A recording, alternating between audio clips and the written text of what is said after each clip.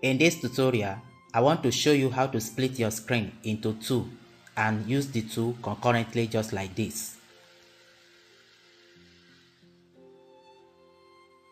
So to do that, when you have a page open like this, just click on top and drag to one side of your screen just like this. So that will create one page for you.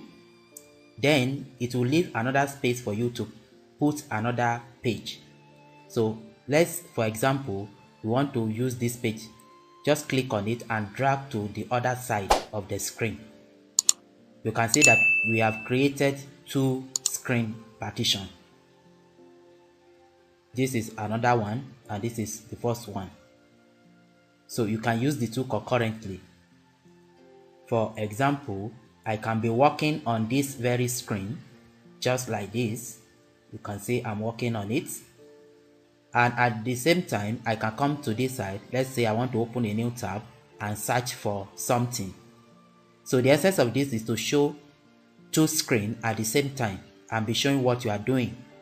I can open another tab and search for something else, and I can close this. So I can close one or the other one. So you can see I'm using the two concurrently.